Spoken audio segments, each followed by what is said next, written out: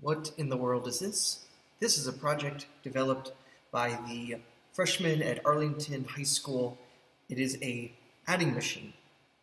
Each of these little black boxes is a relay switch. When current goes through, a switch flips in one way or the other, letting current go in one direction or the other.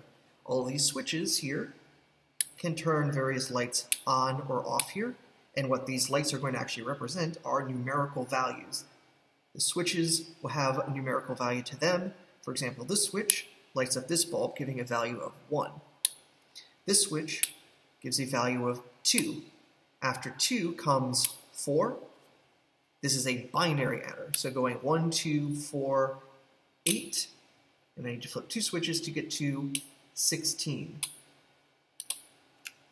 So what's going to be going on? Well, for example, this switch here is a 1. This switch over here is also a 1. 1 plus 1 is 2. How about 2 and 2? That should be 4. How about a 2 and 1, 3. And if I added 1 to 3, that should also give me, having trouble because this thing needs more power. Oh yeah, we need the power. If I add 3 and 3, I'll get 4 and 2, that's 6. How about 6 and 6? That should be 12, or 8 and 4. And of course I would like to throw another one just for 9. So this would be 6 plus 7, giving us 8 plus 4 plus 1, 13.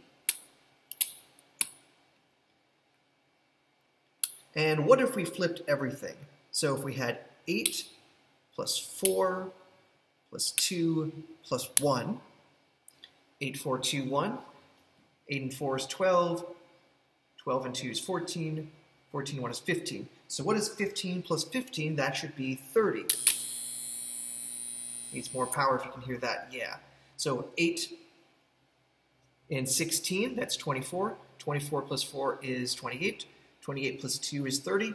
Again, it adds up using the binary system. How does all of this actually work?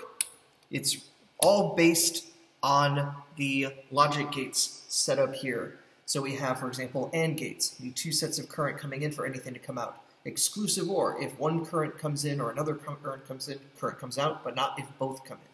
OR gates, similar thing. If one or the other has any sort of input, it will have an output.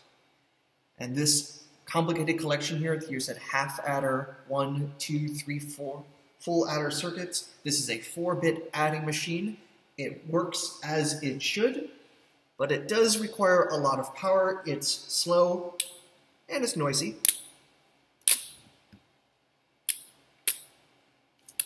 This is fundamentally what goes on inside of any computer, though a lot faster, a lot quieter, a lot more energy efficient, but the same underlying logic.